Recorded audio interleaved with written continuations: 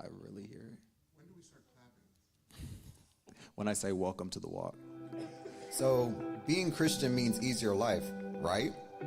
Not necessarily. So let's talk about it. Life can sometimes be a roller coaster, and we get it. So tune into The Walk, where we'll explore the modern-day Christian journey by addressing challenging questions and trending topics faced by young adults today. No topic is off limits.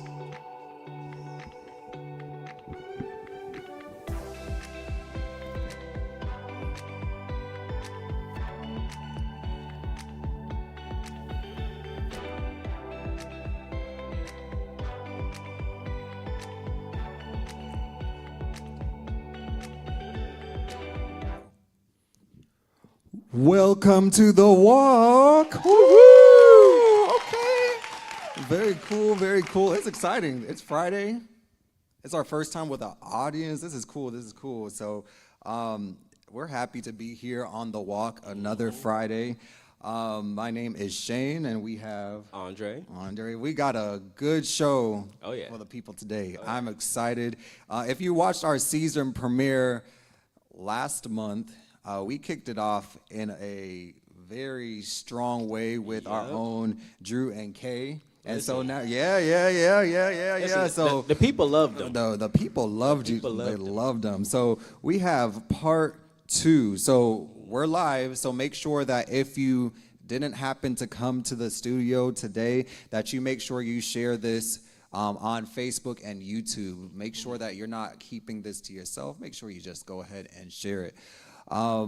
Also, while you're on there, make sure you like and subscribe. It's what helps our ministries out by getting those numbers up. So we appreciate if you do. But today we have a very special show. Of course, we're here in person with people, but we have some guests. We got multiple guests. Multiple guests. And I don't know what shot we got right now, but there's a lot of seats up here, and we're going to fill every single one of them. Oh, yeah. So I can't wait. So how about you introduce the first? All right. So we are going to have how many married couples, Shane? 2. 2 married couples. So you're going to get professional advice. And then we'll also have a male and female single person that will be able to field the questions for our singles out there. So let's begin with our first married couple, brother and sister Hunt. Oh, you see their picture over there? Come on up. Look at the lovebirds. Look at them. Well, next, why don't we bring up a single? We have Melinda Allard.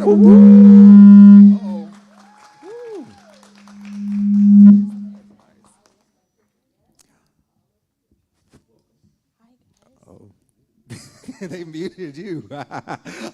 All right, so I'm going to bring up the next couple. We have Candace and Jordan Matthews. Come on up. Woo!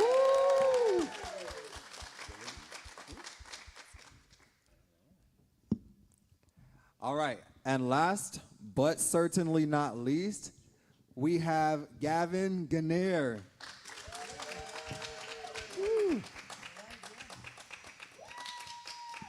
I'm going to say you made me nervous saying your name because I know I've said it one way all my life, and then you started telling people it's pronounced differently, and I think I still messed it up. No, you got it correct. Oh, I pay attention. Woo, very nice, very nice. Well, we have a really nice panel today. It's so good to have all of you on the show, and thank you for agreeing. And we are going to really start off by like an intro question, all right? So we're going to start with our couples, all right?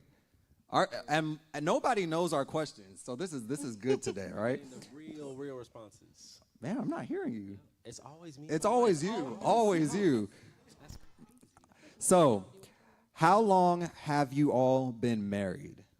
Let's start over here, Candace and Jordan.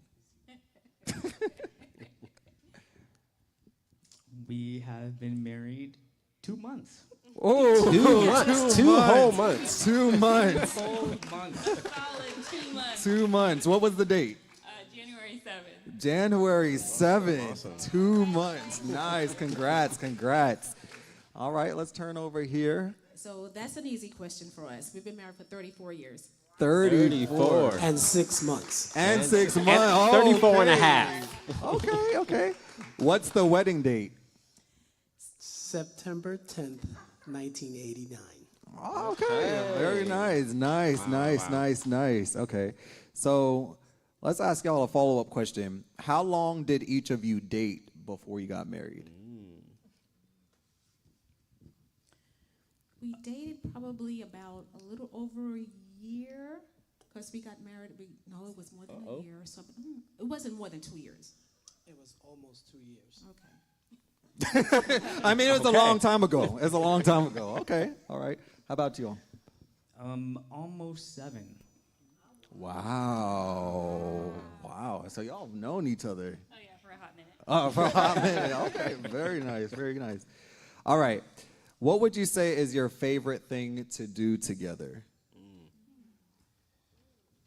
I would say our favorite thing is just being out, either like shopping, people watching, at like a picnic, just hanging out outside. There's a lot of, in Orlando, there's a lot of markets and that kind of stuff. So we just like being out, getting a small bite to eat, being outside and enjoying just really good weather in Orlando. Yeah.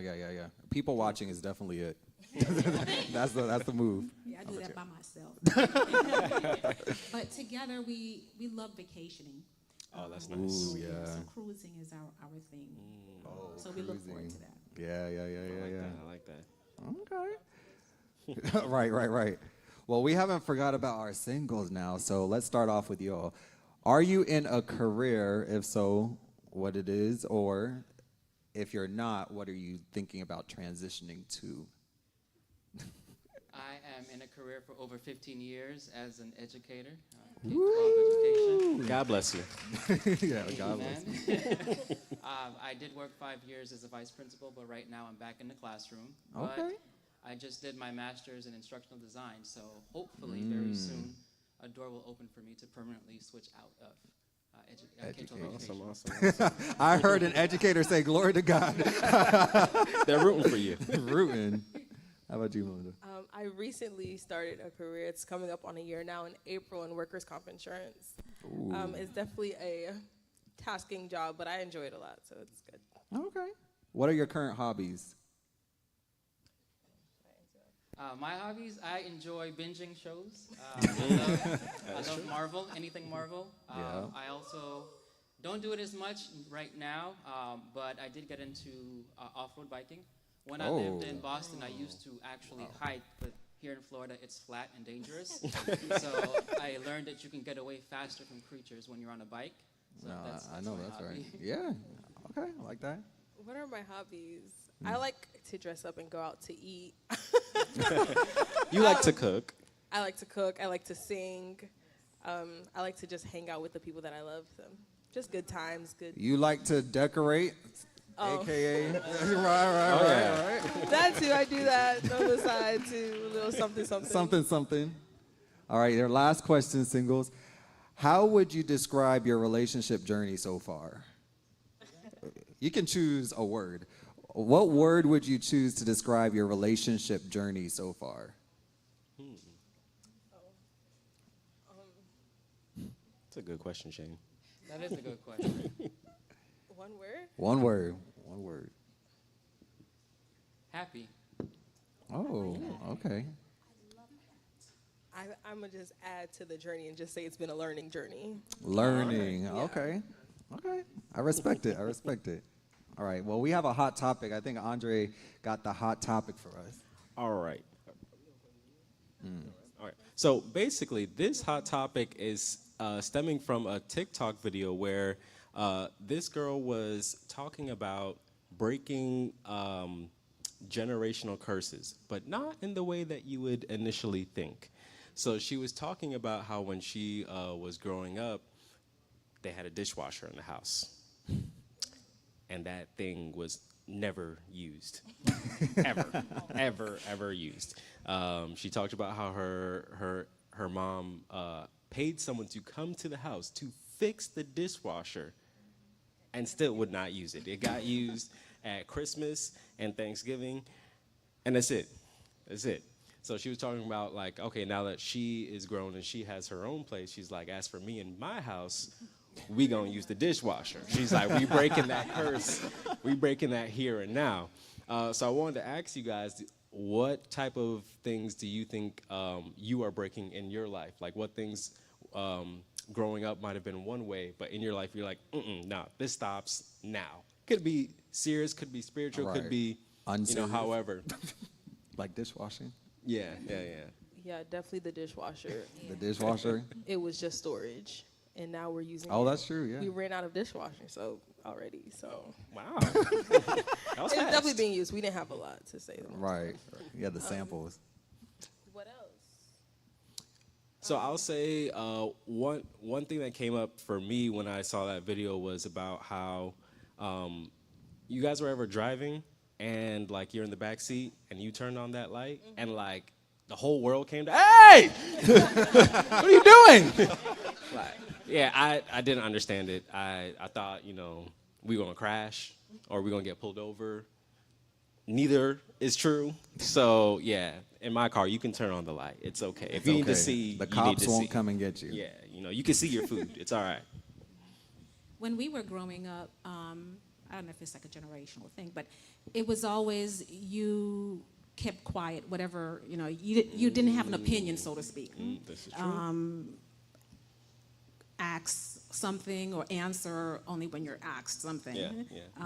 That was definitely broken, when we had our children. Because we grew up that way. They can ask why. They can ask why and why not and give their opinion as long as it's with respect. Right. But like that. they're free to talk.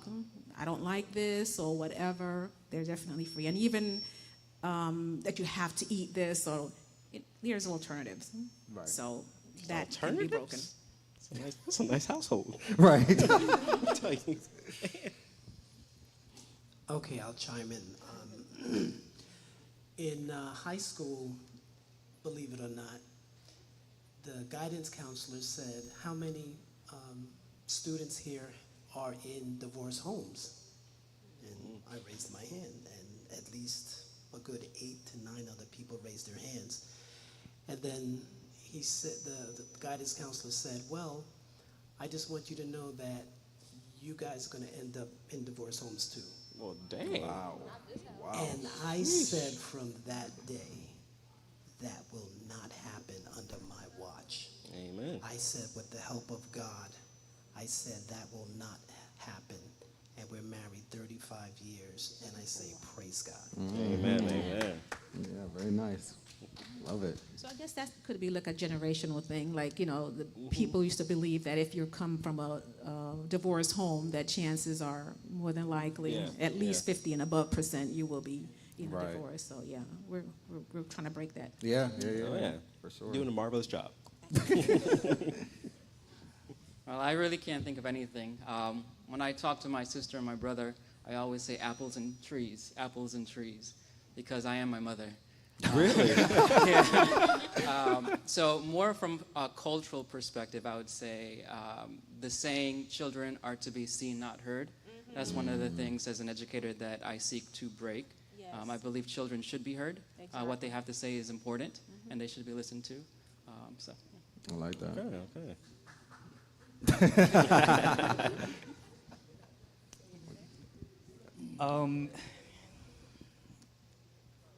To be a little less competitive. I come from a very, very, very competitive family. From like grandparents on down, it is intense. Every game night is a war. They are avid sports fans. Competition is ingrained deep. And I think I try to instill a little bit more, enjoy it for the love of the game. Try to enjoy the moment while it's here instead of, you don't have to win every time. Yeah. If you lose, it's okay. all right. So yeah. I like that. Yeah, I was gonna say to take vacations. I came from a family that it was like, island family, work hard. We gotta go to work, gotta go. We didn't really have any sick days. Like if I was like stuffy nose going to school. So like for me and like, you know, our marriage, like we were planning our next vacation. We just came off from a cruise for a honeymoon. Like we're just looking for the next thing, you know. Let's like take a break and breathe. And, you know, like life is not just about work. So although my parents really love them, they work really hard. I just want to have a little bit more time for just breathing and work-life balance and all of that. Yeah, I like that. Working to live instead of living to work. Right. Exactly. I like that. Okay, these were really good examples. Well, I'm going to do something, and I gave him a heads up. So, Drew, oh snap, you got to come to the mic. There's a mic right over here. I told the audience and our viewers I was going to give you an opportunity to clear the air with something from our last show. Uh-oh. Drew got in a little bit of hot water. He was under fire. So, and his wife said, well deserved. So while he's walking up, one thing he said was something to the effect of, and you can correct me if I'm wrong, when you are married, you might have to drop your single friends. I don't know if there was a mic. Oh, no, okay, I was trying to make it, you know. I don't know if there was a mic. I don't remember a mic. So Drew said you got to drop your single friends once you are married.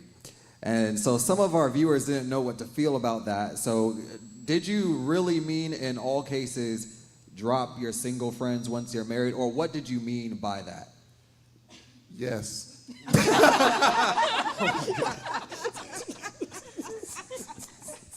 That's a nice audience. Yes.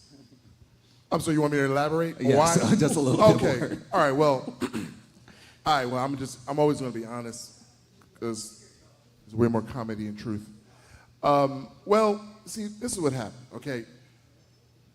When you're single, number one, when we had our talk, I was coming through always the marriage perspective, but that question really opens the door in several different ways. And so I'll quickly just go to the single aspect of it. When you're single, and this is just my personal opinion I'm just a student of life. She's trying to tell me what to do. You shouldn't be forcing yourself to be with somebody. When you are single, you should not be forcing yourself to be with somebody. Sometimes we go into relationships, we don't know exactly why. I'm going into a relationship because I just need to be with someone. I need to get married. I'm in college, so this is time to get married. Or, I'm not ready to get married, but if I don't take advantage of this situation, I'm probably not going to get married. So when you're single, you have a completely different set of circumstances. And, you need to take your time with that process and enjoy, like my brother said a second ago, enjoy being single, embrace the process, and enjoy having fun with other people. Don't get so wrapped up in this title of having a boyfriend or girlfriend, because when you go into a relationship, you're not supposed to be looking for anyone to complete you.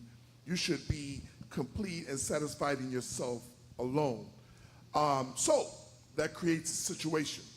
So what I was saying earlier is do not force yourself to be in a relationship or try to make it happen. And when you're in the single, you have a problem with someone, get rid of them. If the guy seems to be like he's abusive or he doesn't respect you, get rid of him. If the woman don't respect you and you're not vibing, get rid of her. You don't need to stay together because you're just meeting each other. But how about this? So we talking about you and your wife are married, and okay, let's say, do you allow yourself to have single friends while you're married? This is the reason why I was saying that. Okay. See, when you're single, you could do things erratic like, goodbye. Now, when you get married, there's a new beast that's created. You've never been there before. You're talking about two individual people coming together as one. And if you think you're going to be Drew after that, you're fooling yourself. If you think you're just going to be Kay after that, you're fooling yourself. You're going to create something that you don't know. You can't identify. Every day it's a realization of something new.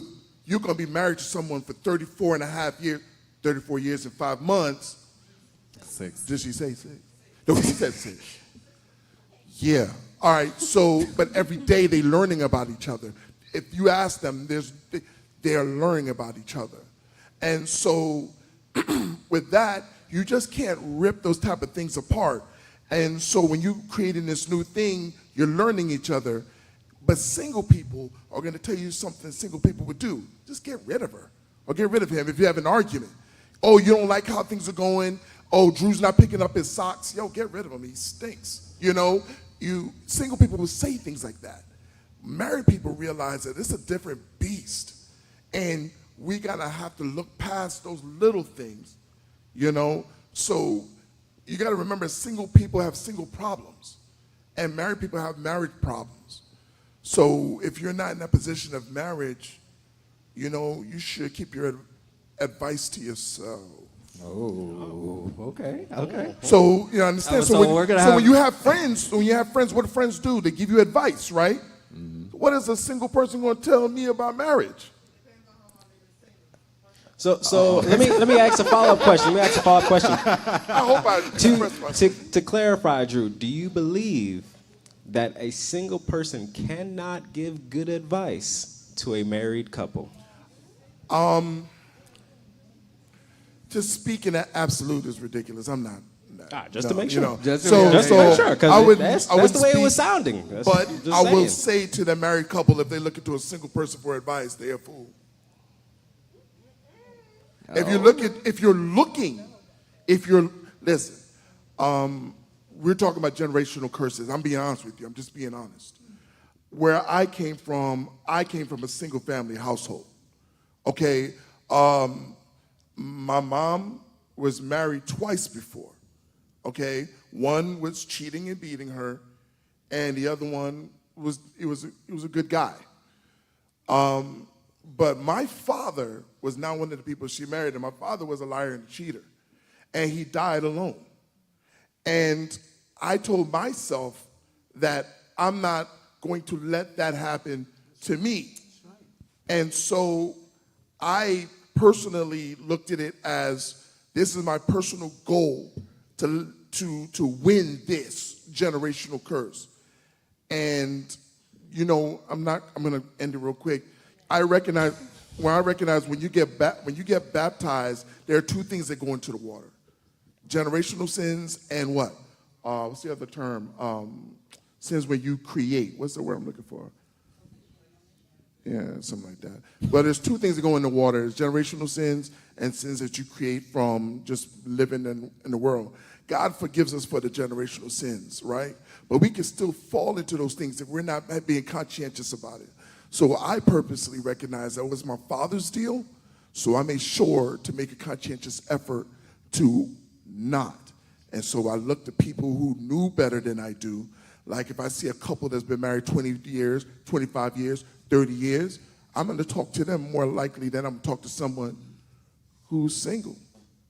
Now, if the person is single and they've been divorced, that's a different thing. Because I think you were going to hit on that. What if someone is divorced? Can they give advice? Absolutely, because they know about marriage. So I'll be more open to them giving me advice. Why? Because they can tell you what not to do, or they can tell you what happened to them and what caused them to fail. And if you're a smart person, you take notes of those things. Smart people are supposed to be students of life. Look around. See by their fruits you should know them. If you see that kids is out there selling crack, you know what? I'm probably thinking they're not going to be the best steward of parenting, you know? So I would use those examples of my eyes and evidence. Okay. Well, thank you for explaining it a little bit more. I don't know if I agree. I don't know if I agree. So what do our what do you married guys couples say? have to say? I would not exclude listening to someone who is single. I would hope that I would have more wisdom to, decipher the things that they're saying. But I can learn from a child personally, and so I can learn from somebody that's single. They may not know too much about marriage type of stuff, but they might be able to tell me something, like an individual, like, preference or, what Like as they don't have the what they fruit of the like. spirit, for example. Whatever. Like there's different things that Right. they So can I can learn, from them, and I do have single friends. We do hang out. And 34 and a half years strong. Oh yeah, oh yeah. Okay. But everyone's different, and everyone comes to that determination. Like, okay, I can't learn anything from you for now, but they might change later on. So everyone's different. Different, yeah. Okay. Fair. All right, so I think that's a good start for friends of the opposite sex couples. Keep it short, keep it sweet. But what do y'all think? Have y'all discussed it? Do you have it? Is there a certain timeline of no more admittance? What is it like for you guys? So I guess, are you saying, like, can we have close friends of the opposite sex? You can define it. Okay. So back when me and Jordan have known each other for a while, I've had guy friends. Like, I met him at my last year of college. I had guy friends then, but once me and Jordan got really serious about talking and getting to know each other, I feel like I didn't really need any close guy friends because my attention was towards one guy. I guess everyone's different, but I just didn't really find the need to have as close of a guy role. I have a brother, so if I really need a male perspective besides Jordan, I also have a brother. I know, I just didn't really see the need after we started getting a little serious. Okay. Jordan, what do you think? I think it was a little bit different for me just because of, when we met, we were in college, our biology situation was a little bit different. So I had a close group, and we had to be close to, get through classes, get through our courses. We're always together, so we're friends, and we're pretty close. But I just feel like, you just have to recognize what your boundaries are. If you know what you do with close friends, and if, this is not what you do with close friends, then why are you doing it? I had close friends of the opposite sex, but it wasn't any big deal. That's what they were. They were friends, and that's kind of the end of it. So it sounds like, okay, all right, cool. I would say it's based on trust. The whole thing is based on trust. I have my own business, and I mingled with guys and girls, women, men, married, not married. Sometimes I would if I need to take out a client to have lunch or whatever of the opposite sex. But like he said, the boundaries. You know how to carry yourself as a Christian young man. You know that you are committed to your spouse, and you don't discuss anything that has to do with your personal life with anyone, whether they're single, whether they're married, whether they're of the opposite sex. So you don't try to have a close bond with someone of the opposite sex. You don't. You can have them as friends. Some people can't do that. Some people can't because things will happen. And then you have to know yourself. You have to know yourself, and that's basically it. But it depends on the person, because as far as I'm concerned, it's fine. And I'll give you a quick example. When we were at church, I went back to my church in New York, and we all like brothers and sisters. So I'm hugging this one and kissing this one of the opposite sex, just hugging and kissing. And one of the girl's boyfriends got upset because I kissed her. The other one kissed. We all were in Pathfinders together, but he didn't understand that. He wasn't, So it's stuff like that, And the same thing with my wife, too. She's friendly, and she'll speak for herself, but we all are friendly. Mm-hmm. And everybody knows how and who and the boundaries, so we're good. I have male friends, but I don't have a close male friend. I would not allow myself to get in that position, even though I know myself. I don't want to lead somebody on, even if I'm casual, that he might think, well, she's spending so much time with me, you know. So after I got married, my single male friends I kept them as friends, but at a distance. And, you know, and I had to be that way, as I said, because I love people, I'm a people person, and I'm a huggy, kissy person. And so I made sure I kind of like distant myself. Still, you're my friend, you know, I can talk to you, but like to call all the time or, you know, ask advice, no, I could not do that. Okay. I actually have a story about that when We love stories. no, yeah. These were, you know, we were dating a couple of years, and my high school friends, you know, I was close with them. They're my high school friends. They know me since I was like 13. So, you know, like we caught up. We went out to eat and everything. She was with me, and afterwards they wanted a picture. And I was like, oh yeah, like, you know, this would be a great, you know, like, you know, memorial type thing. And then one of them said, let's kiss him on the cheek. And Did not take the picture. and they wanted her to take that picture. And I was like, all right, this What do you do? this is not cool. So after that, I kind of wasn't friends with them anymore, because I was like, they crossed a boundary that I wasn't cool with, that she wasn't cool with, and at that point, I haven't really spoken to them because of that one incident. And that's what I mean by like boundary. You have to know where the boundaries are. You have to know yourself. You have to recognize when people are crossing that boundary. So let me ask you this. Did you decide to do that on your own? No. I mean, well, like not be friends with them? Yeah. Yeah.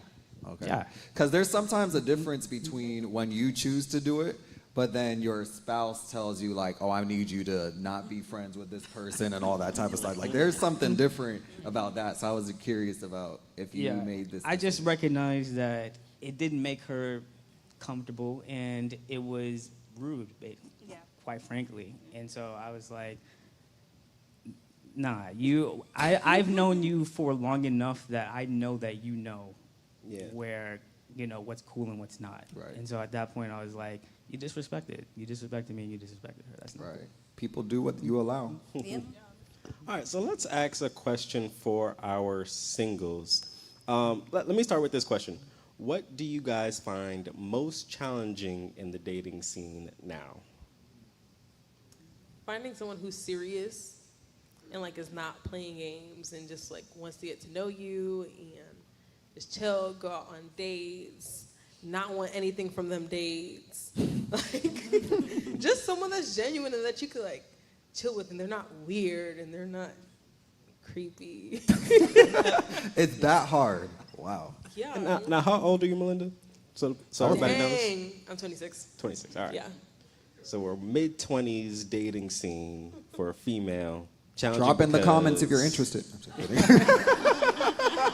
I had to have a Chuck moment. That is a shade Okay, so actually, go ahead, Gavin. I'll let you answer first. One, I will say inflation.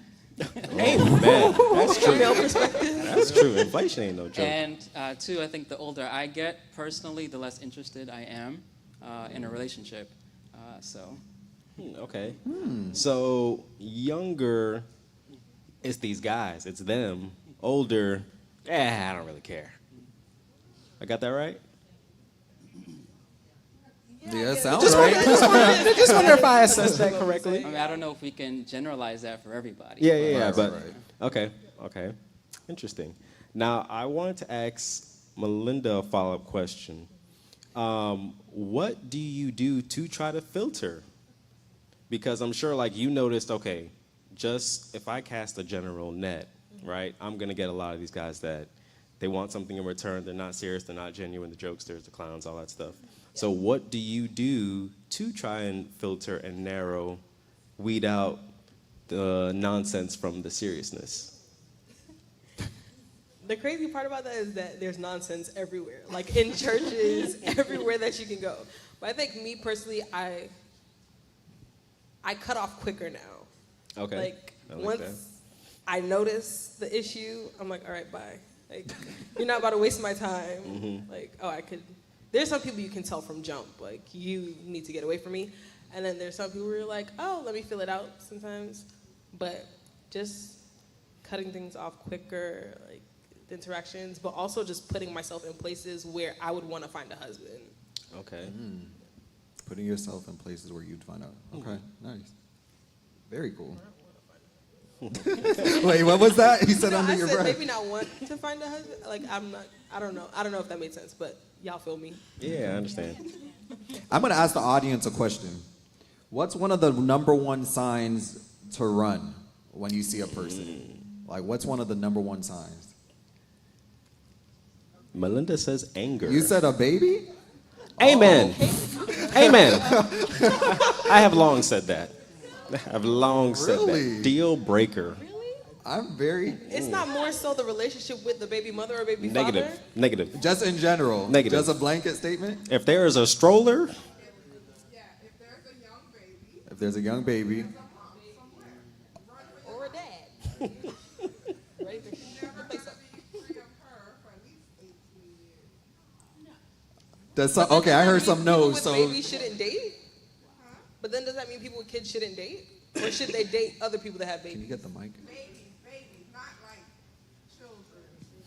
Oh, babies, because you're starting from the beginning. Okay. interesting. Oh, someone says having teenagers might be actually worse. Okay, why do you say that?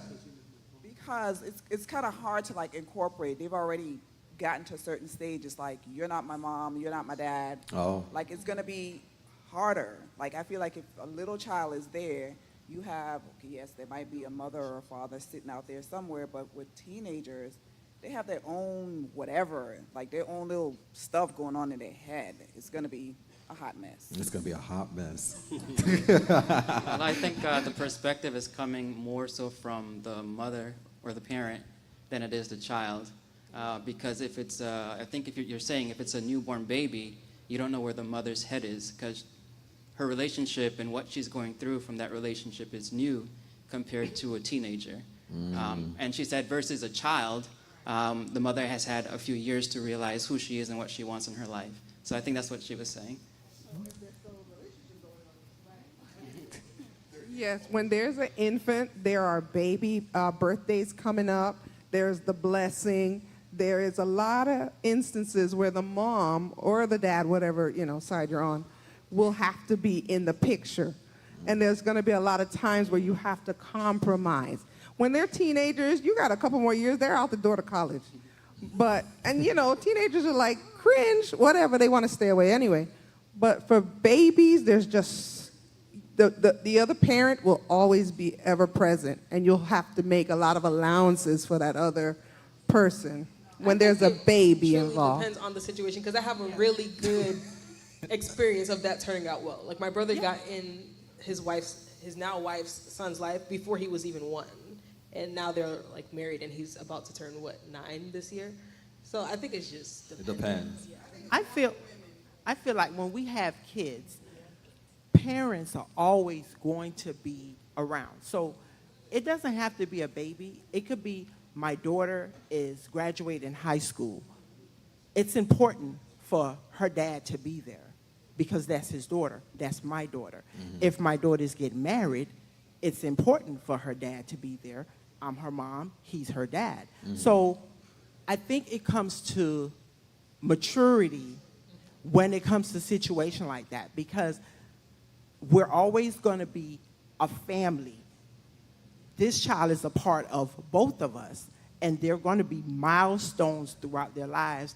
And so for us to be like, so if you're not mature, then you're going to have that situation. But I feel like when you're mature with yourself and knowing that we're doing what's best for our child, then all of that just goes out the window. It's okay for us to be together at Thanksgiving and the dad is at the table or the mom is at the table, as long as we're there for the best interest of our child.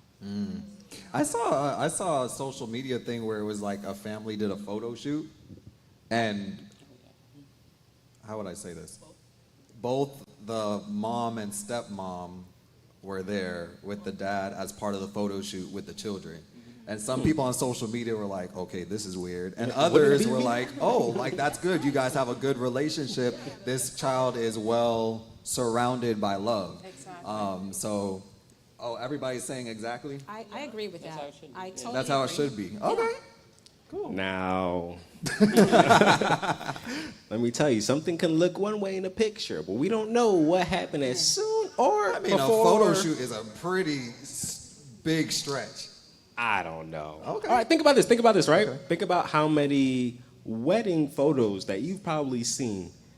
And I could tell you, like, those people do not like each other. I could tell you that for a fact. But looking at the pictures, you'd never know.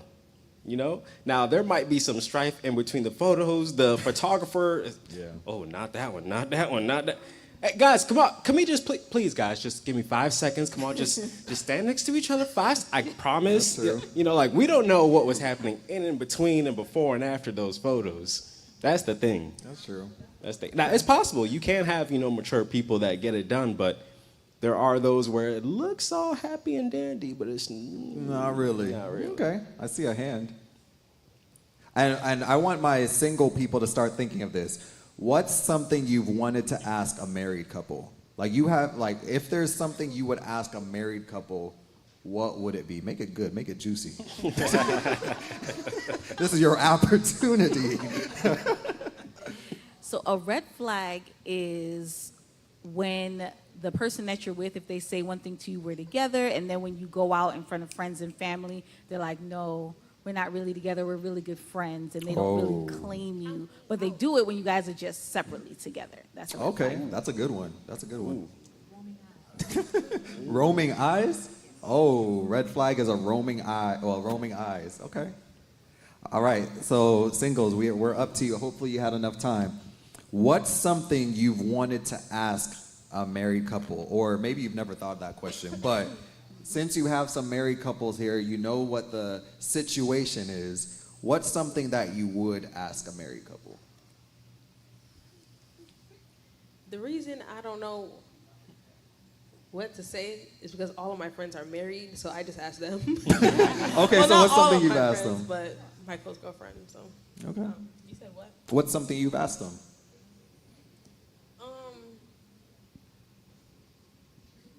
Okay, Gavin. I talk a lot. Like, I don't know. We're live on the air.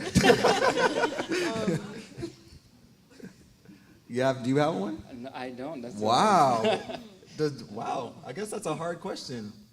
What about you guys? How about me? Okay. That wasn't for me to ask.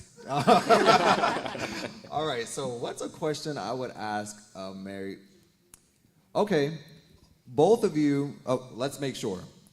Did you guys get your relationship right on the first time? So like you only dated each other and got married, or have you dated other people? Absolutely not.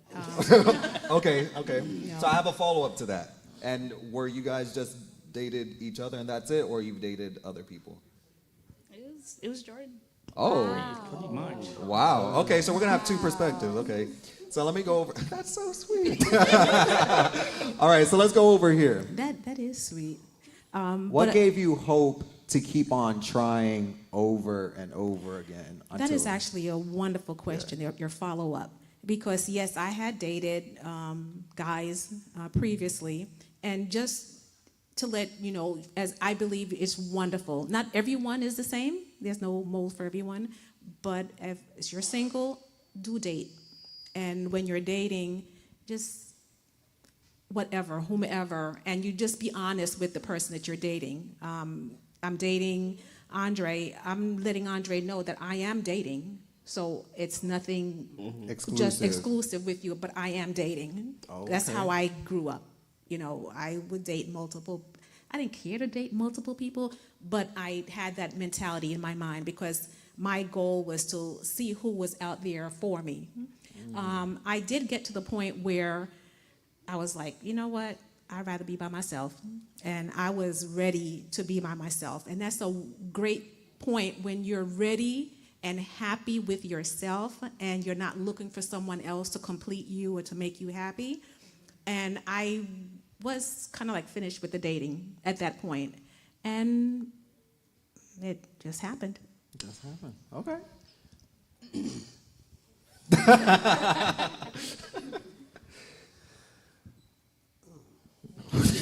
Wow. Okay. My perspective is that you need to date a lot of people because you have to see the personalities that are out there to know what you want and what you don't want. And some people, and I applaud you guys.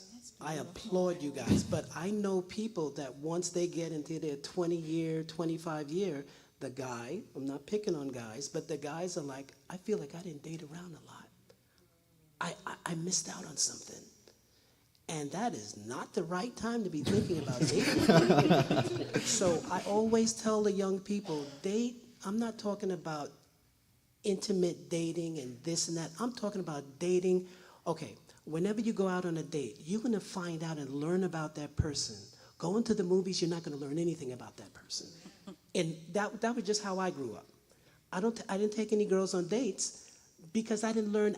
I have to learn something about you. By the time I get back home. Correction, you took them on dates, but not like to the movies. It was a date where there was interaction, correct? Yeah, that's what I'm saying. Oh, okay. Yeah, meaning that you won't go on a date and you just sit down, you're entertained, and then you go, hey, we had a great night, bye, see you later. I'm not talking about entertainment. Every date should be a potential mate. You need to learn about that person the first day. What did I learn? I learned that that person really loves the Lord because of X, Y, and Z. Next time. I learned that that person has a great sense of humor. Next thing. I learned that that person is very organized. Very this, very that. But then again, you could date a different person and that person is like really sloppy. They just dress sloppy. Or you're dating this one and they're just a chatterbox. That just annoys me. Oh, they're just a chatterbox. So when everything was all summed up, I said, well, I want her to be this way, this way, this way, this way, and this way. And then she added an extra 2 or 3 ways. And I said, that's the right person. So I'm saying that personally, you have to date to see the different personalities, to see what you like and what you don't like. And then you shoot for something more than what you're looking for. And when the idiosyncrasies come in to play, it's right exactly where you want it. Okay. Now, you guys got it right on the first time. How did you know?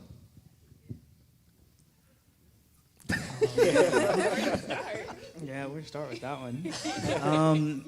So I think what really helped us was we were long distance for about like 5 years.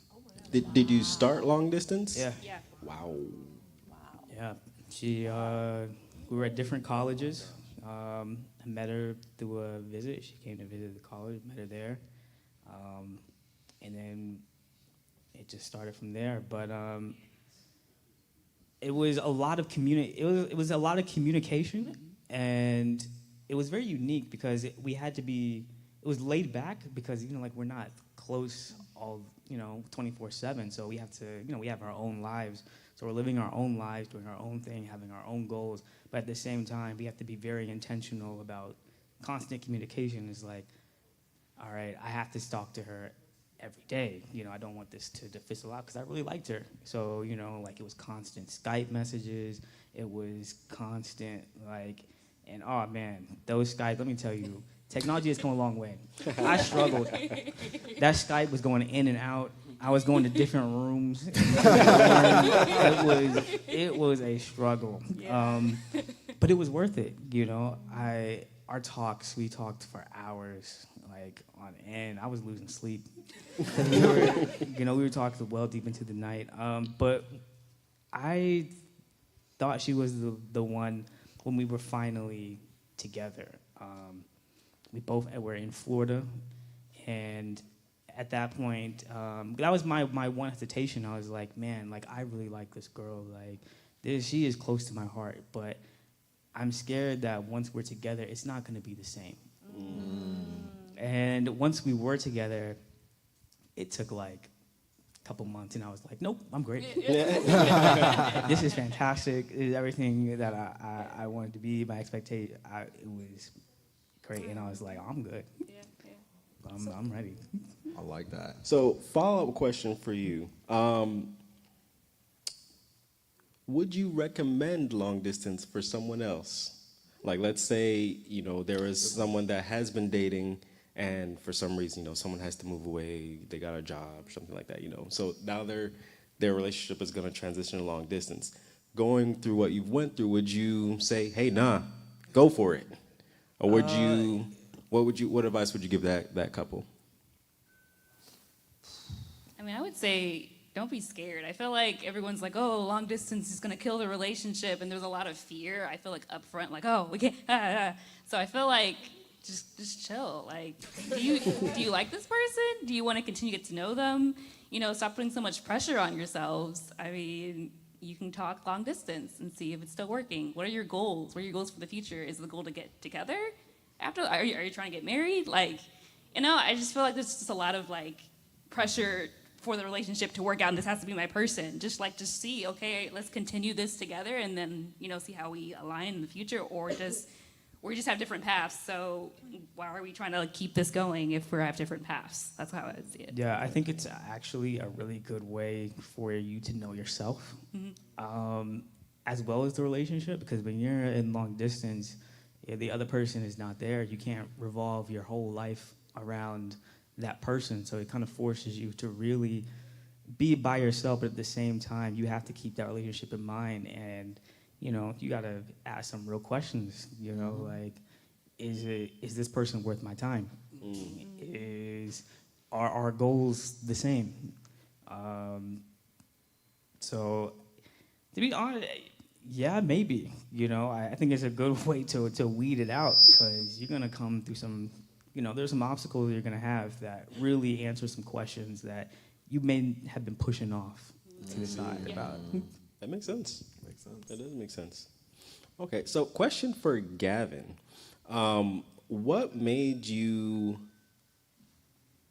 be okay being single? Like, what things made you be okay with where you were at, where you're kind of like, if it comes, it comes. If it doesn't, what made you get to the point where you're kind of content? I think it's that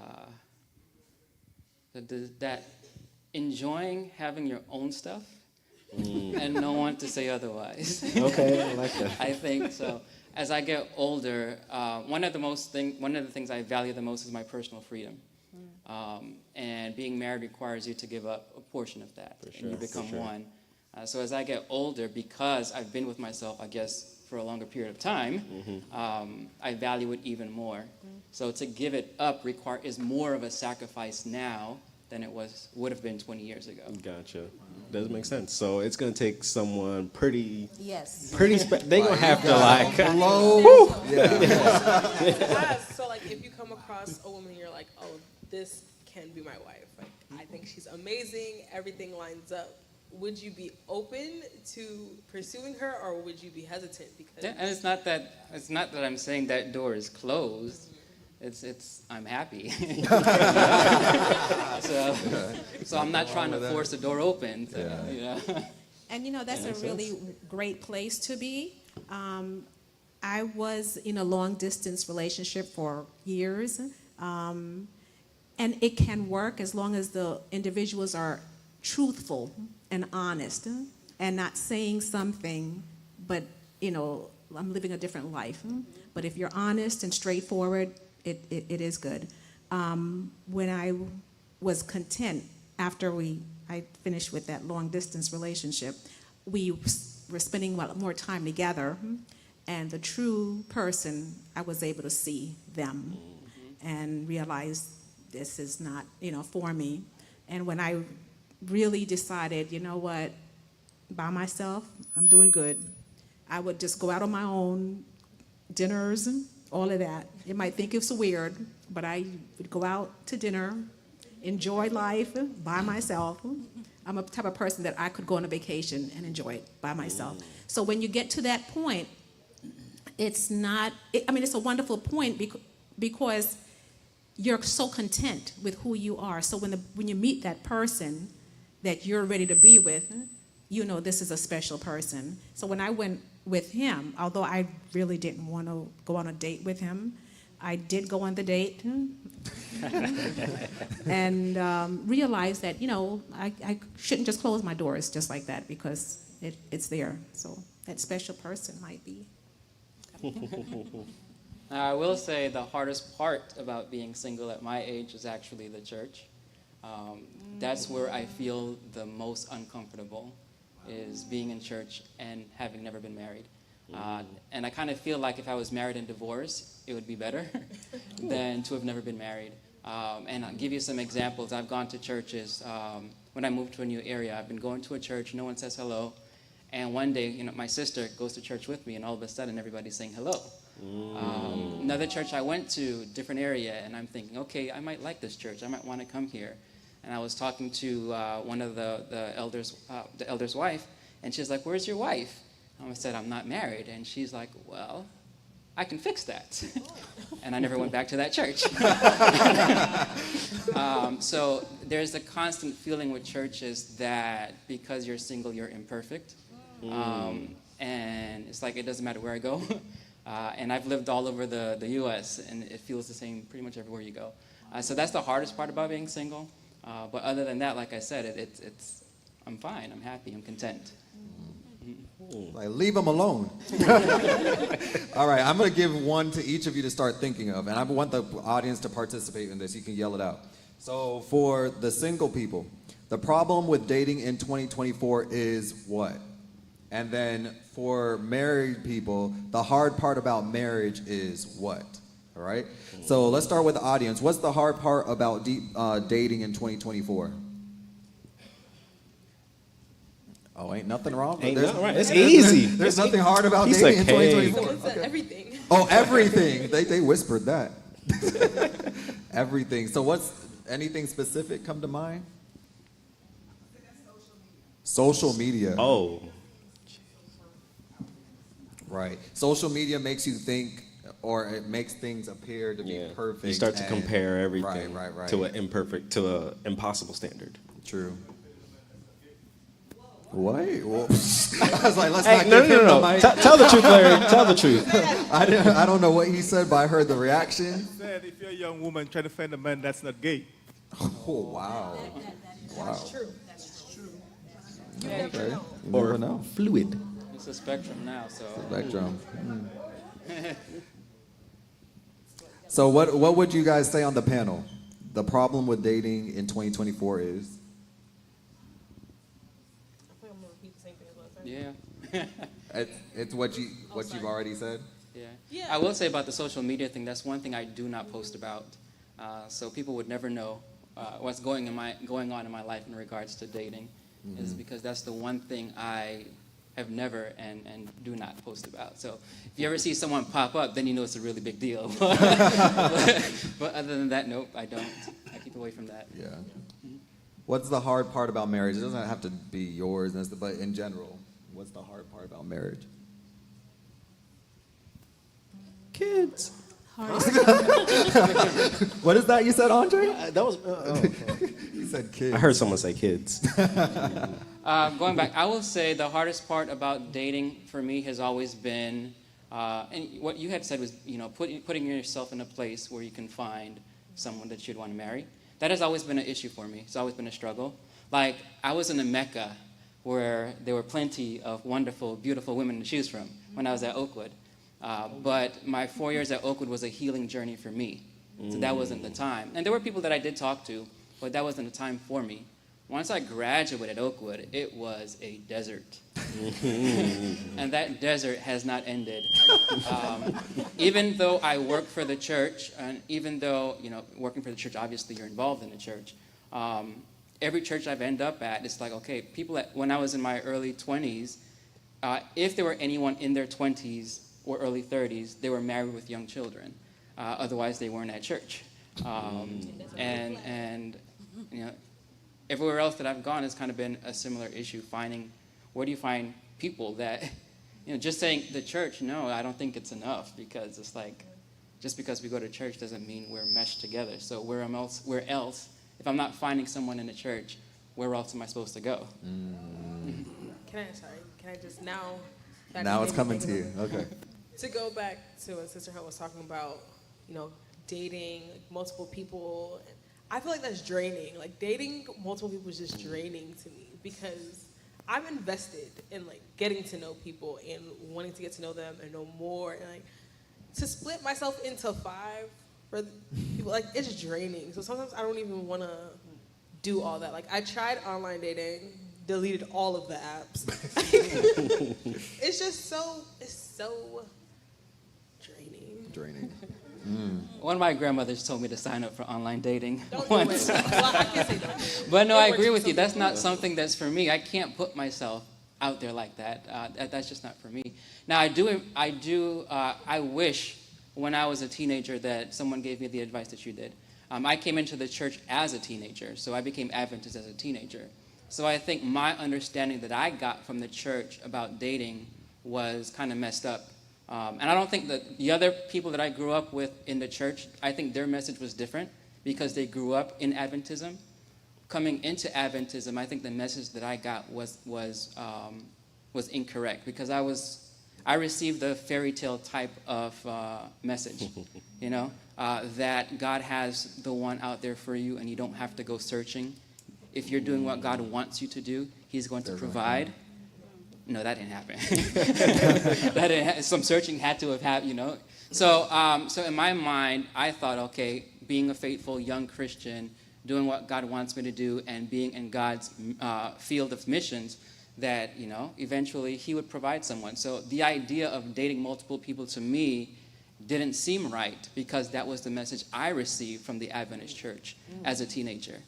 So while I was in my 20s, I still had that mentality, along with being in a desert, of finding someone that I would mesh with. Yeah. So I do, I appreciate that message. And I also, someone that I dated, she said she came into the church as a teenager as well, and she received the same message. But when we started dating, the reason we had this conversation was because when we started dating, she wanted me to know, I've dated since, because we had met in college, but she's like, since we were in college, I've dated a lot of people. I came into a stage in my life where I realized I needed to date a lot of people, not to get anything out of it in terms of a relationship, but to know what I want and what I need. And she said that did a lot for her, because after just meeting people, exactly how you explained it is what she experienced. So she knew what she was looking for in a partner. So I understand the advice, and I do appreciate it. And that's not to say that there are people who do only date one person, they get married, and they're married for life. Because when I was working in Miami Union, I was telling the students that people really, if they date in high school, they don't really get married. And they're like, but our teacher, which I didn't know at the time, but we had a husband and wife working they started dating as teenagers, and they got married, and they've been married. And they only dated each other, no one else. So it does happen, and it can be successful. But I think for most people, you do need to figure out what it is that you need. Yeah. I see Vera with Yes, I have a question for Gavin and for Melinda. I know it's kind of cliche. People always say, like, pray about it or whatever. And I know you said you worked in the field and, saying God will provide or whatever. But did you at any point pray for a significant other? If so, why or why not? I did, yes. And what made you stop? Because, like I said, what made me stop was because I became comfortable being by myself. And I no longer desire. I really don't. If you ask me if I want to be married, my answer is going to be no. So I'm not looking for marriage because I don't want to be married. But as we said, can that change if the right person were to show up? Yes, it can. But it's not something I'm actively seeking. But I did, earlier on when I was looking, when I wanted it. Actually, when I came into the church at the age of 16, my idea was, okay, I want to get married as soon as possible. Because if you're a good Christian, you're married, and that's how you're able to do, marital exercises. so I figured as soon as I graduated high school, but That's real. but yeah, now no, I'm good. I'm happy. I'm content. So. Hey. Well, to answer that question, what about marital exercises? To tell you the truth, I actually don't like being touched. And that's the personal, like when you talk about the love languages, not only is physical touch at the bottom, it's like has a zero. way, it's like I was shocked at how way down there it's at.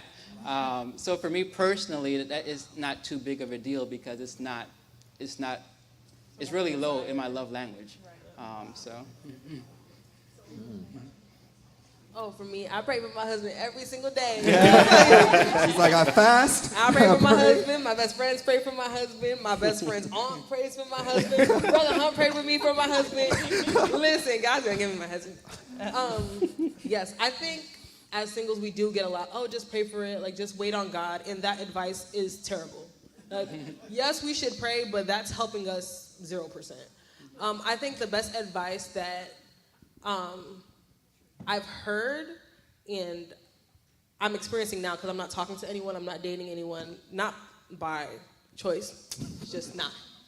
But it's to keep yourself busy. Like, when I'm busy, I don't, like, even my friends, I've become a terrible texter lately because I've been so busy. Mm-hmm. And when you realize, like, I'm not waking up trying to be like, oh, well, they didn't text back good morning. I'm not crying. My heart's not sinking to my stomach. Like, I am fine and not stressed. So when you keep yourself busy and your eyes focused on God, like, being single really is an easier journey. Yeah. And I agree with that. Keeping busy it's a real thing. I forget that I'm single most of the time. I don't remember. When I remember that I'm single is when I come to church and when I go out with people when I'm the odd one out. You know, so if I go out with people who are coupled up and I'm the odd one out, that's when I am single. But for the most part, I'm just living my life. I forget, you know. So. I so agree with you, Melinda. And while you're, for the singles, while you're out there, you're looking for your mate, you know what you're looking for. At the same time, prepare yourself for that person. You want the best one out there, so you be the best that you can be. You know, you're working on your career, you're working on whatever flaws you might have, because none of us are perfect, and we know what our flaws are for the most part. And so you work on those things, and you just, in your mind, okay, would my mate like me doing these type of things, or how, the attitude that I have. So you work on those things as you prepare yourself. Yes, you're praying, God, give me my mate, but also prepare me for that person as well. For sure. Mm-hmm. And I definitely think my prayers have changed. So they're no longer like, God, give me this list. It's more so like you said, God, make me the woman that my husband needs. Yes. And also, whoever my husband is, grow him, help him currently wherever he's at to lead him to me. So, yeah. And I do like that because I think with crossing into middle age era of life, that was a big switch. Earlier on in life, it was, okay, I need somebody else. I don't want, somebody else needs to be in my life. But as I got into middle age, it was like, wait a minute, retirement's going to come sooner than you think. So my focus it shifted, So I made some real huge changes in my life over the last 2 years to get to where I want to be. So my mentality and my focus has shifted. So being married and having someone is not as big of an issue for me now as figuring out how am I going to be able to retire when the time comes.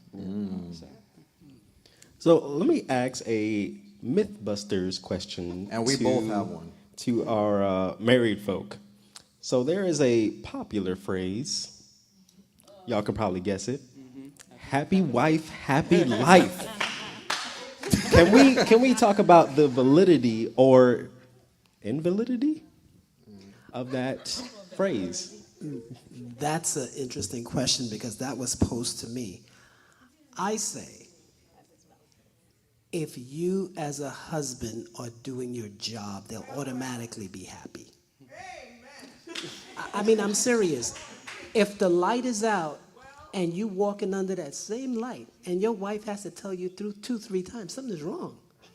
Something is really wrong. And then the man says, well, my wife is I don't like when she nags. Fix the light.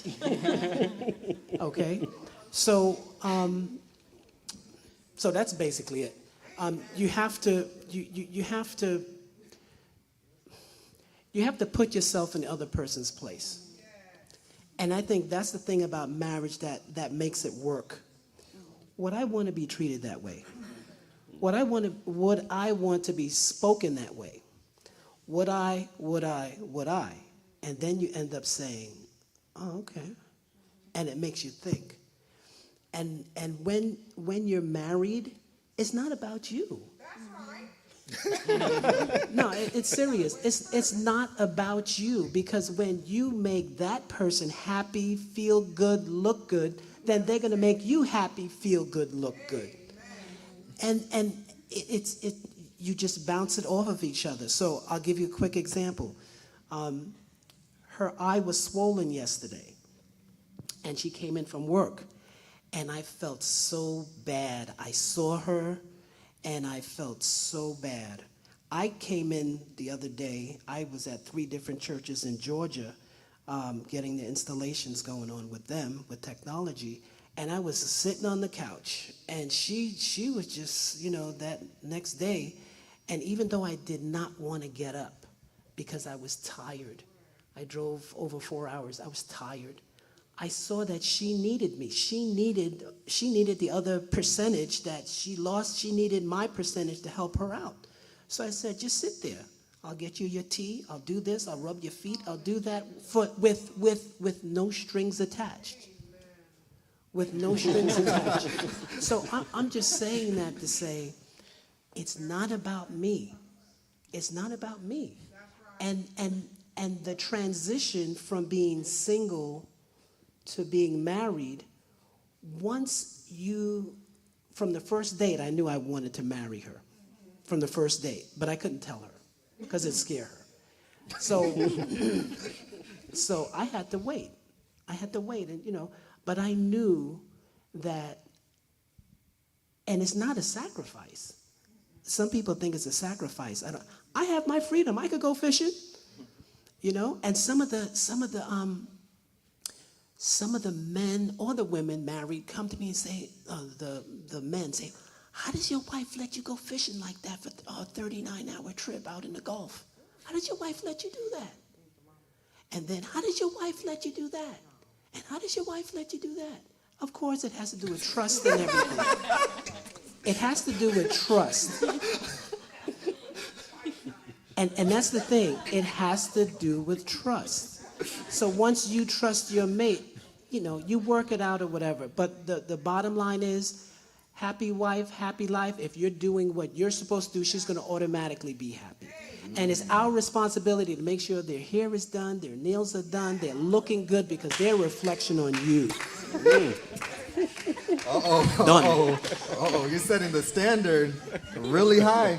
All right. Y'all listening? Oh, y'all want to answer?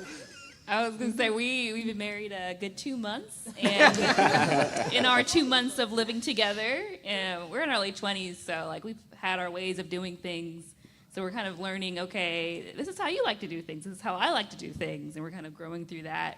But I agree, marriage is service, so who am I to be like, oh, I hate it when Jordan does this, and not saying it and just fester up all this anger. We're just communicating, this is how I like to do things. If I see something, I'm going to pick it up. So that's what we're going through right now, just kind of learning each other and all of that, yeah. Yeah, and I think it's just about fixing whatever needs to be fixed or done. It's not that hard. No, I mean, it's you're a partnership, so it's what if you can do something, then why wouldn't you do it? It benefits the both of you. So.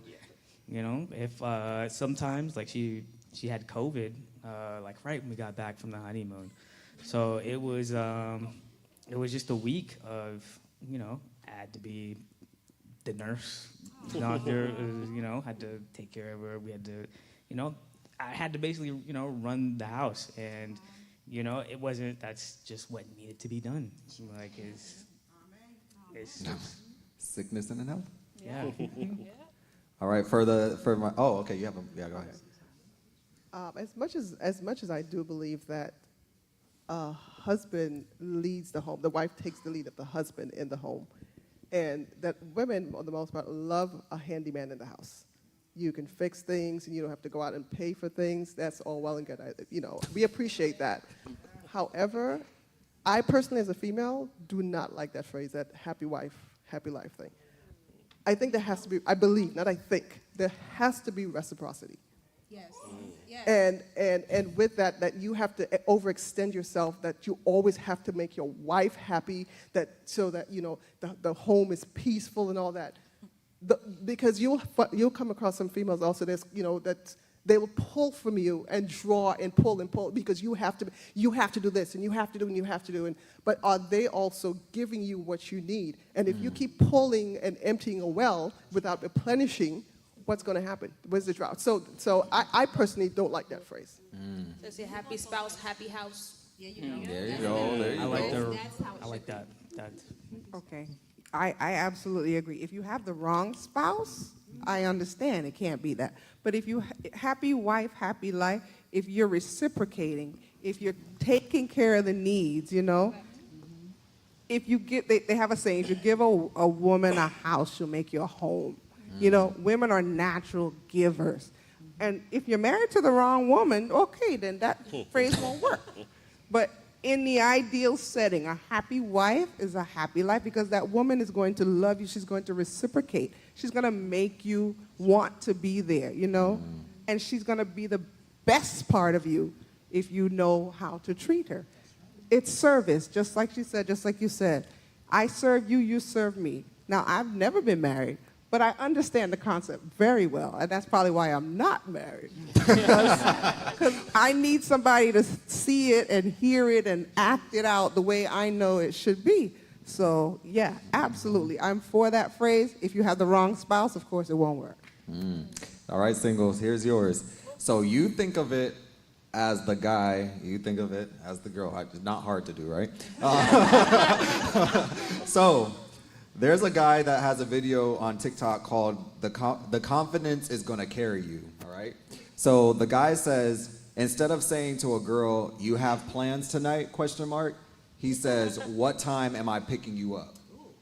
He says, instead of asking, are you hungry? He said, where are we about to eat at? And then she said, yes. And then instead of saying, can I come over? He said, what time am I pulling up?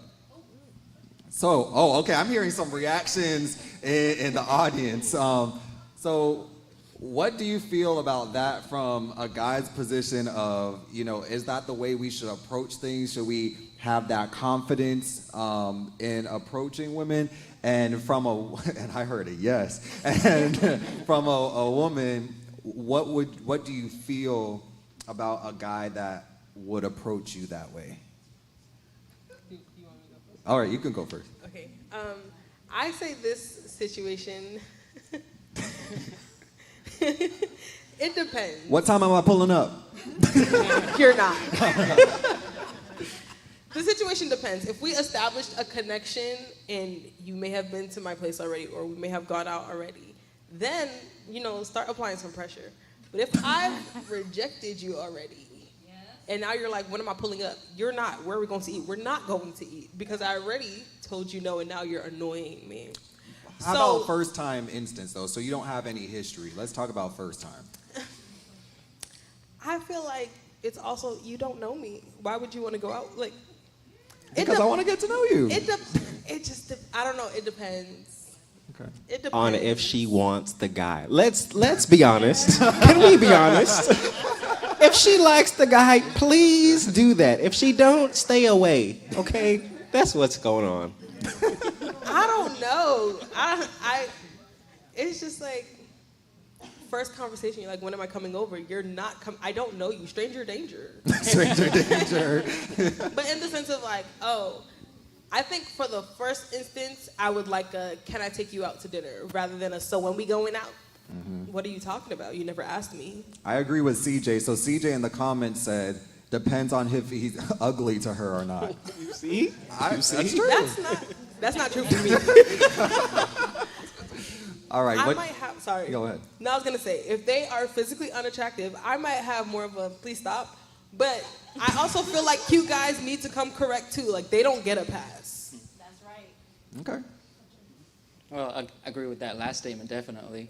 There's a lot of dynamics to that. There are some places, some cultures in which that would work. There are others in which it will not. And I think as we progress, 2024 and beyond, in the United States of America, that becomes more dangerous to do in most perspectives. In some cultures, that's expected. Like, for example, when I taught 7th grade in Polk County, my personality is so calm that it made the girls uncomfortable because they've never been around a man, a male figure, that was as calm as I was. So I imagine in that atmosphere, if a guy is trying to talk to a girl, the girl is expecting him to come strong. And if he doesn't, he's not going to have much luck. But for me, that doesn't work. And I would say for women, if a man comes to you like that, I think that it's aggressive.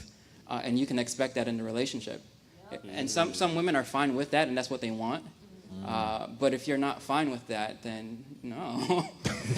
I think there's a difference between applying pressure and being overly bold. Yeah. Like, at some point, you're doing too much. But then also, there's another aspect as a female. Like, if a guy's like, like you said, when are we going out? I kind of feel like you're not about to tell me what to do. So Right. That is that other side. That's just petty female. I saw a hand in the audience somewhere. Oh, Drew. Well, how I look at it is like this. I'm being honest with you. It's not necessarily always about how the guy looks. It's about the confidence. If the man has confidence, he could be as ugly as some people might think, but if he has confidence and he wins her confidence, it's a wrap. I'm just being honest with you. Okay? Helping young women find guys is the same thing. We got to recognize that we have to put ourselves in a strategic position. You just can't use strategic planning for work and every other situation and not apply it to all facets of life. So that means if you're a guy, number one, I don't even believe in really people looking for mates like that. It's about who I want to share my life. If I'm going to share my life, it's got to be organic, being honest with you. It's got to be organic, because if you just look for something, you're going to blind yourself from looking at things in an objective perspective, I guess. So essentially what I'm saying is, for men, if you're trying to go after single men, if you're looking for a woman, the reality is women look for certain things in men. Number one thing is security. Financial security, emotional security, spiritual security, the key word is security. And if you're coming across soft, she's rolling out. All right, you don't have to be good looking like that. You just got to win her confidence. You walk in, you got it on you, she can smell it. All right? Same thing like the brothers. For the women, if you see, like, look, those days of you sitting down and waiting, I like what Melinda said. I'm not going to be just sitting down praying. Yeah, that's not how it works. Faith without work is what? Dead. So if you ain't taking a step out in that water, the water ain't going to separate. So if you see a guy you like, who's that woman in the Bible? She put herself in a strategic position, right? She saw what it is. She assessed the situation, and she made the thing happen. If you realize the guy is timid, but you know that's the dude you're looking for, and I've ran into people like that. You find it, I literally don't really like women that's too aggressive. But if that guy's personality calls for that, if that's the dude you like, that's the dude you want, go get him. If you see the woman you like, assess the situation, see what her needs are. Recon. You see what you're looking at. And don't look about, who do I want to share my world with? You know what I mean? It's not about, I like where your position is. Like, I'm happy with myself. Guess what? You're going to run into someone that you're going to want to share that happiness with. If it happens, when it happens. Until then, the Bible says tarry. What does tarry mean? Tarry doesn't mean necessarily wait. It means to continue doing what you're doing until then. So that's all I'm saying. That's all I got.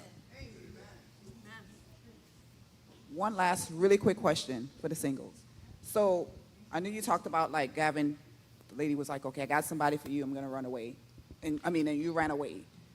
Been there, done that, where, people are always trying to set you up and all that. How do you go about expressing to your friends, your families and all that, that this is not what you want? And do you do that in a polite way, and how is that done? That's a good question. First, I do want to say that there's a difference between confidence and being aggressive with your approach. To answer your question, I don't think I can, because as many times as I tell people, no, I'm not interested, mainly I think because they're Adventist Christians, they can't accept that fact, because as a Christian, you're supposed to, leave your parents and become one with someone else, So the idea of living as a single Christian doesn't compute with people. It's almost as if they equate it to living a sinful life. They don't know what I'm doing, but there's like this assumption that you can't possibly live a pure life as a single person. So to say, and it's also, to be honest, when it comes to my parents, they want me to be happy. But in their mind, happiness means having someone to share your happiness with. So for me to say that I don't need that, I don't think it computes. So with the church, it's like, okay, can you live a pure life as a single person? Absolutely. With my parents, it's can you be fully happy being a single person? So as much as I might say I'm not interested, it doesn't. I don't think it computes. I think. Well, I do have a few friends that are not within the Christian sphere, but not many.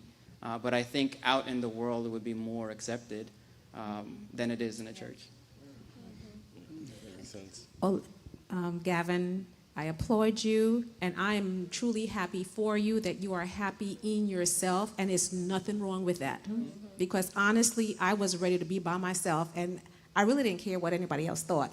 I was going to be single for the rest of my life, be a missionary. I just had it all planned. So I applaud you until this guy came, along. But that's wonderful. There's nothing wrong with that. Yeah. Absolutely nothing wrong with that.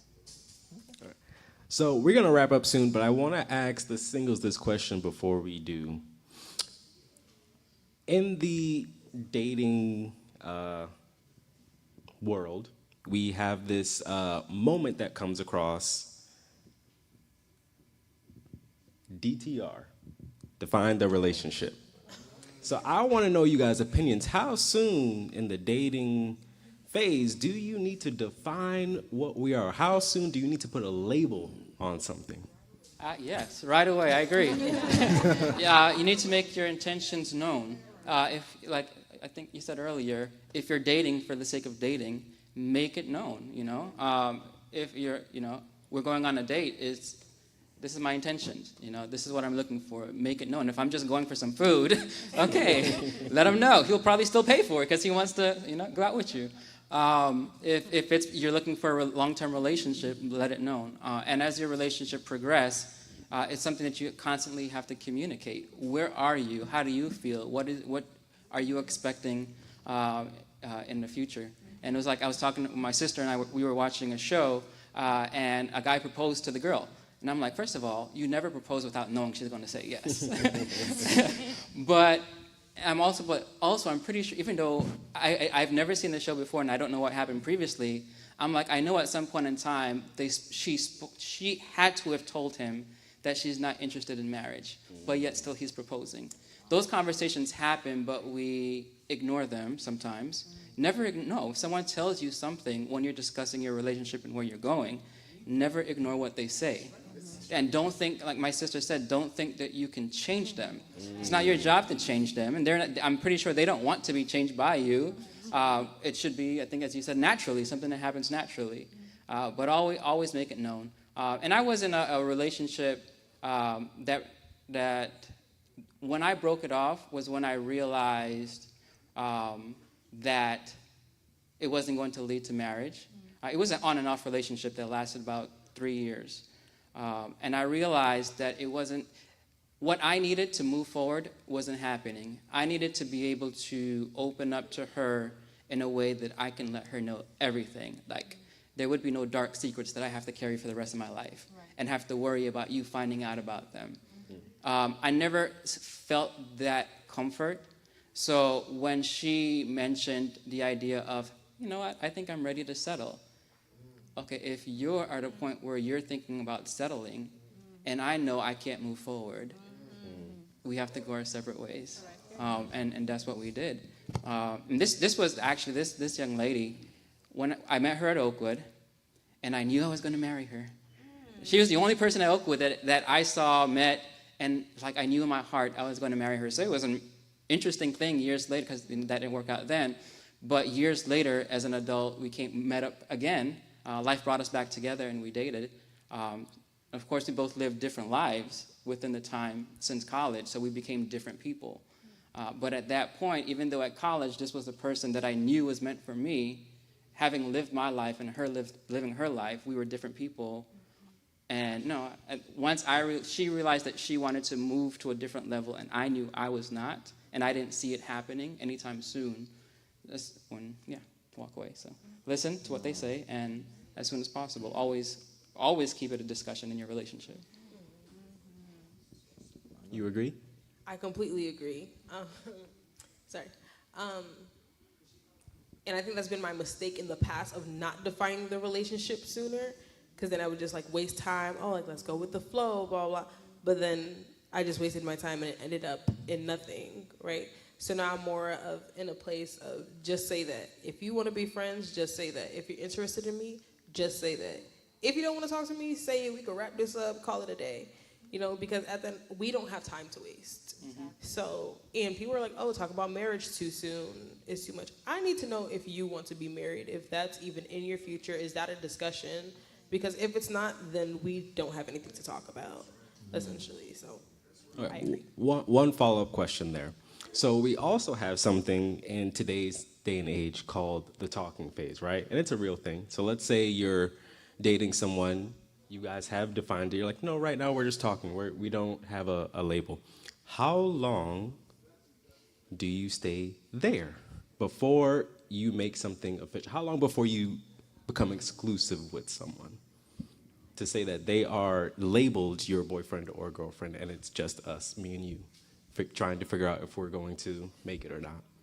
I think it's between the two of you. If you're discussing it again, we're dating other people, but if one of you feels like you're ready to move to the other level, you have to make that known. And then once you make it known, it's not to force that person to come to where you're at. It's to find out where they're at. And if they want to continue where we're at this level, now it's up to you. How long are you comfortable staying at this level? And once you become uncomfortable and that person refuses to budge, then you know it's time to go. I would say it's also feeling the chemistry. You know the relationship that you have. You know the communication. You know how much you guys have such a good time when you go out. So it's about the chemistry. If you see how she's happy and then you know you're happy inside, just feel the chemistry. But sometimes you can see right now that it's not going to work. And you just nip it right there.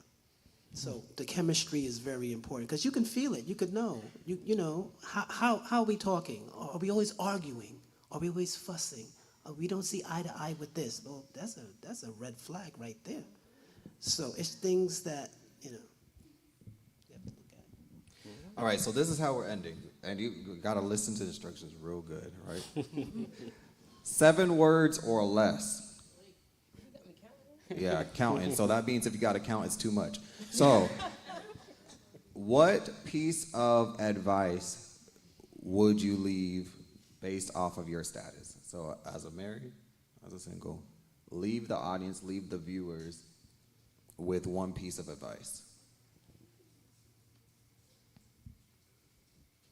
Live your life and find your happiness. Oh, amen. There we go. Like it. All right. Then there were 5. I'm gonna say, keep your eyes on God. Keep your eyes on God. I like it. Communicate and stay prayed up. Ooh, communicate and stay prayed up. Took my words. Reshuffle the words.